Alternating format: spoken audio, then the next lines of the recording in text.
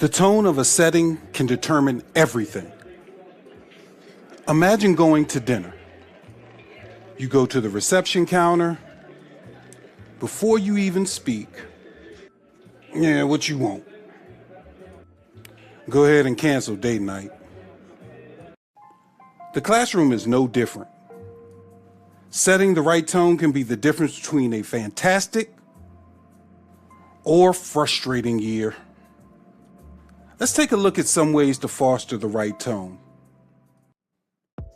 Let's jump right into setting the right tone.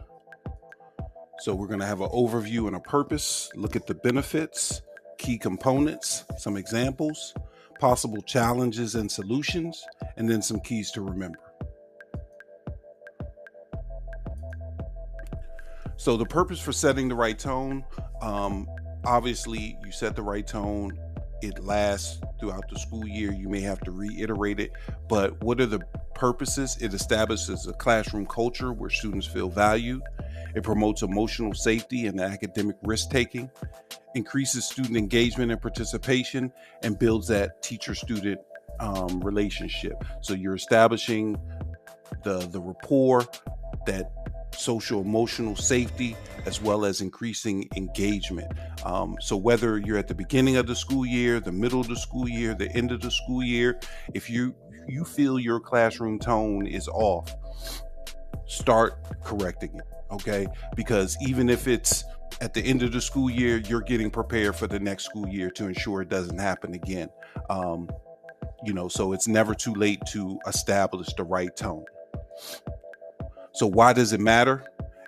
First impressions shape students' expectations. They come into your classroom on that first day or each day, and you set the tone. So you have the ability to, shape that first impression and allow students to feel welcomed, set a purposeful tone, and set expectations for them.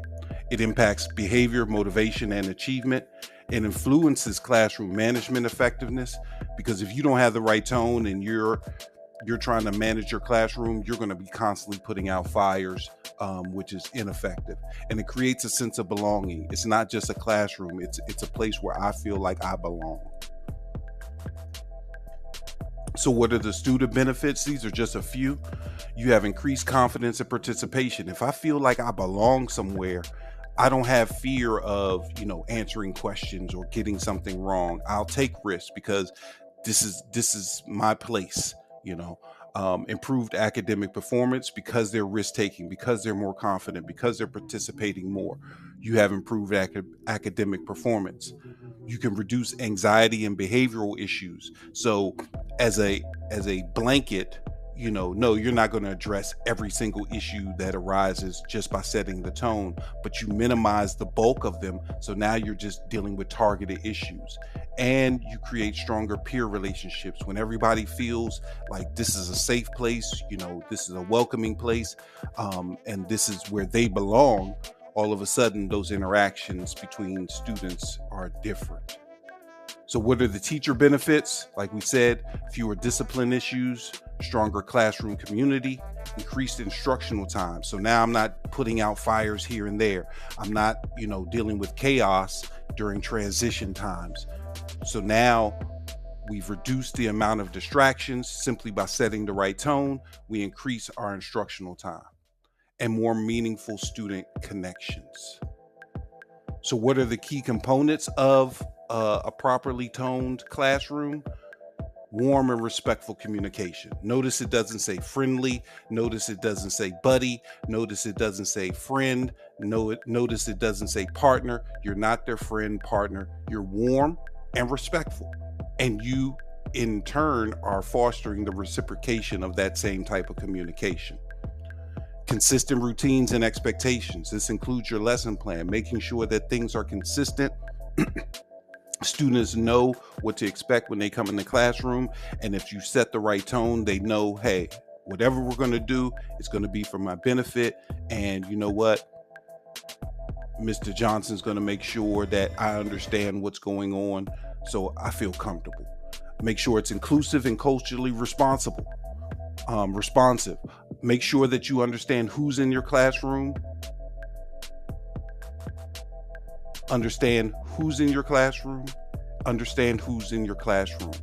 This way, you can ensure that everybody feels welcome and they feel like they're culturally accepted.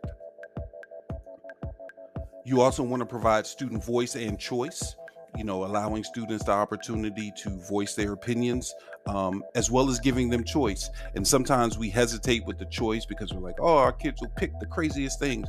No, you structure the choice, with options that you feel comfortable with. And then later on, as the kids mature and they become accustomed to the tone of the classroom, you can begin letting them have, uh, other types of choices that they come up with. And then positive reinforcement, whether it's verbal or something tangible or nonverbal, reinforce positively. Don't always harp on the negative. Reinforce the positive. Instead of calling out Tommy for not paying attention, we're going to focus on, Johnny, who is really paying attention. You know what? You're doing a good job. I respect that. Thank you, for your participation. So building relationships, how do we do that? We can use the threshold method. We've mentioned this in previous videos. Just standing at your door, greeting your students, right? Some teachers I've seen, go, as far as creating individual handshakes for, respective students, and that's how they enter the classroom. That's all well and good. Whatever it is that you do as you're greeting at the door, make it genuine, make it you, because they're going to see through the fake and the facade if you're trying to do too much. Okay, just make it you. Learn and use students' names. Very simple, right? This at the elementary, it's not as much of a problem. When you get to middle school, high school, where you're dealing with 30, 35 kids, 5 different periods, that's a lot of kids to remember, right? But just knowing their name, it's simple. It's simple. It recognizes them, and it shows that you have an interest, which going into show a genuine interest in students' lives. It's not just all about the academics. What do they do in their pastime? Are they part of clubs?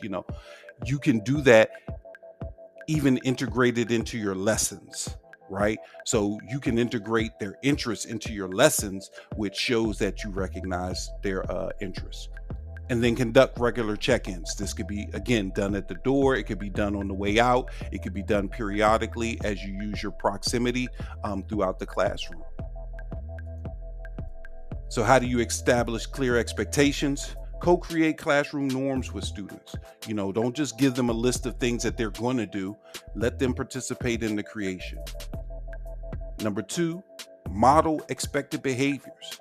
Hypocrisy is something these kids do not jive with. If you are going to tell me, don't use foul language, as the teacher, you can't use foul language. So you model expected behaviors. Reinforce expectations consistently. You can't just introduce them at the beginning of the year and then in December, oh, remember? No, you have to do it on a consistent basis, if not daily, weekly. And then use visual reminders. You can post things in the classroom, the list of expectations or what have you, so that students understand what is to be expected every day. At the lower levels, you see that a lot. Not so much at the higher levels, but even at the higher levels, you want to have those expectations clearly posted somewhere. How do you create an inclusive environment? Use diverse materials and examples, right? So this is where your creativity and the art of teaching comes into place. You want to use diverse materials, not the same, textbooks all the time. You want to use outsourced materials and integrate it into your classroom lessons, so that way all students feel inclusive. Celebrate different cultures and identities. Ensure all voices are heard. Avoid bias in instruction. So you can foster engagement. Use interactive teaching strategies. If you don't know what those are, go back, check some of our previous videos. We have a lot of videos on interactive teaching strategies. Incorporate student choice. We touched on that. Connect lessons to real life experiences. So often back in the day, we used to hear, wait till you get into the real world. These kids are in the real world. Okay. Your classroom is the real world. Okay. So you want to make sure that you are making connections to things that they may experience later on as well. And maybe some things that they're experiencing right now. And use collaborative learning, peer to peer, group work, think, pair, shares, all these different collaborative learning opportunities can foster engagement. Positive language use. Replace negative directives with positive framing. Okay. So instead of, oh, why aren't you doing your work? This negative tone. I see Johnny's doing his assignments. Way to go, Johnny. If everybody could, follow Johnny's example, we'll be on point. That's just a off the cuff example. Acknowledge effort and growth, right? Acknowledge effort and growth. Start of the year, Charles wasn't on point, a lot of distractions, but he got himself together. So by October, all of a sudden, Charles is actually engaged and participating. You know what, Charles? I called your mother for a month to tell her what you were doing wrong. Today, I'm calling her to tell her that you're on point. Acknowledge effort and growth. Use encouraging and affirming statements and practice restorative conversations.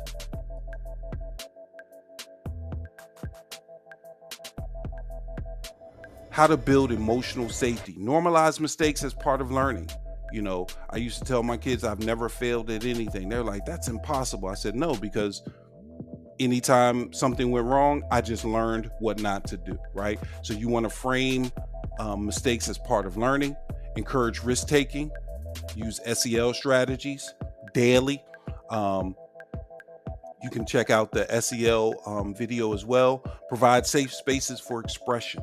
Okay, this may require doing little small group activities to begin with and then expanding it to larger classroom discussions. So here's some elementary examples. Remember, these examples are not exclusive to elementary. They can be interchangeable across grade levels. You have to know who you're dealing with as far as your students are concerned. But you can interchange them, so that's okay. But these are structured primarily for elementary school. So morning meetings and circle time. Okay, you have visual behavior charts, classroom jobs, interactive read alouds. Go into middle school, you want to advance it a little bit. Advisory or homeroom check-ins. Some schools still have advisory periods in homeroom, so that, it's built in. If not, you want to foster that. Group norms and team building activities, choice-based assignments, and collaborative projects. And lastly, for high school, student-led discussions, real-world connections to content, flexible seating and learning options, goal setting and reflection activities. I'm gonna go back to this flexible seating and learning options. This was a reward. I used it as a positive reward. You know what? For the first, month of the school year, you're gonna sit where I tell you. If you guys show that you can handle, moving around, you can pick your own seats, in a month. If not, we're going to remain in alpha order. Something as simple as that, all of a sudden, you know what?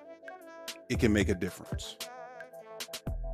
So possible challenges. So common challenges, you have student disengagement, behavioral disruptions, lack of consistency, and cultural misunderstandings, right? So what are some possible solutions? Be consistent and intentional about your practices, reflect and adjust practices. This doesn't require, hour-long reflections and dissertation writing. No, simple reflection maybe after each period or at the end of the day, whichever works best for you. Build routines early. Start off. Like I said, if you miss that and you're in the middle of the year, start in the middle of the year, but just be consistent. Seek student feedback and collaborate with colleagues.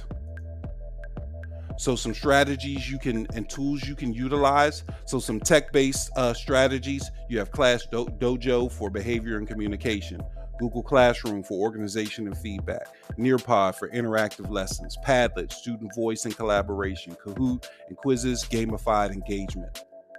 All those work. Non-tech based, you know what, Charles? We don't have computers. We don't have the one-on-one. That tech-based stuff doesn't work. You can use Think, Pair, and Share, Turn and Talk, exit tickets, classroom discussions, and hands-on activities. So some keys to remember: relationships come first. If you can't establish rapport with your students, you're spinning your wheels, really. You're going to deal with chaos because you have no relationship with the learner, okay? Consistency builds trust. They're going to test you. Let me be clear. I know I saved this for the end, but they are going to test you. Why? Because that's what they do, right? But they're going to see if you're going to remain consistent with those expectations and those routines. All you have to do is remain consistent. Nobody said perfect, but you remain consistent, okay? You're going to have some off days. Don't let that deter you. Remain consistent. Every student needs to feel seen and heard, ensuring that they have a voice. Remember that engagement drives learning. If they're not engaged, if they're not connected to the learning, nothing is happening. Okay, you're just spinning your wheels, believe it or not. And if you've done this long enough, you know the difference between students that are engaged and disengaged. Just because they're doing the work doesn't mean that they're actually engaged. So you want to make sure that you use proximity to ensure engagement, and you want to structure your activities and your lessons for engagement. And tone is set daily. Be intentional. Okay, like I said, you can do this anytime, anywhere you can start. Okay, if it's not the beginning of the school year and things are chaotic, consider how to set the right tone and begin doing that and remain consistent. Thank you. We hope that was helpful. Don't forget to like, comment, and subscribe. See you next time.